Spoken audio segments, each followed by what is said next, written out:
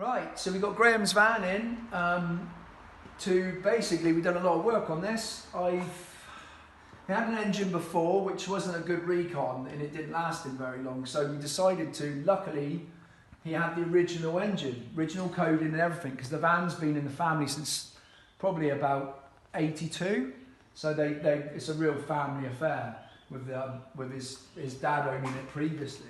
So basically we got the old engine block back, he'd had it line bored and the crankshaft reground, and then luckily the top end of the recon engine was pretty good, so we could use a lot of that again. So we done a rebuild, but you can see it's already had the exhaust and everything on there, a vintage speed one, and we full flow the system this time, so he's got a little bit more oil in there and a bit, you know, extra filtration and bits and bobs, but it's looking pretty good, you know, for the run up, because we've got to do an initial run up obviously, and we've done a bench run to get the cam into the right place, so 20 minutes of running it sort of 17 to 1900 RPM, but it's looking pretty good.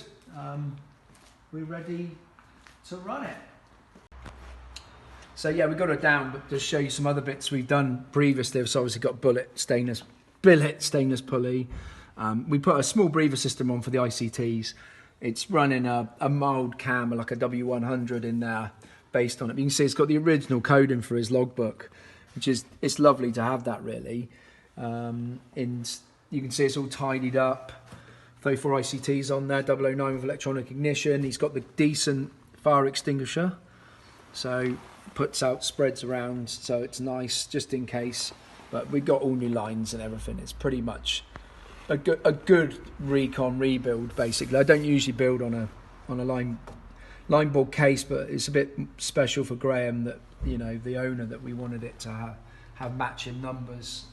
And the tin wing, so we got no heating system, so no vent. The tinware we got wasn't quite a good fit, so be careful if you order these from Heritage, that we've had to take material away from here because the screws and bolts wouldn't line up. They were miles out, like 1/4 of an inch out, so bear that in mind before you powder coat.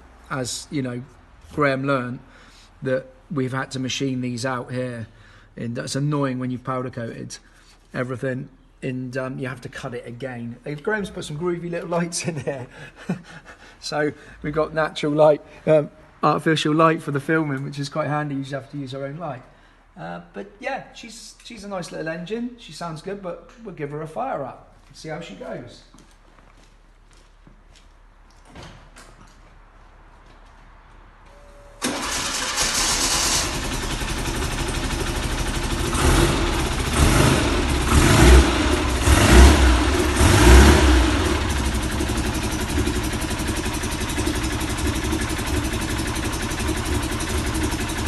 Cold at the moment, which is not too bad.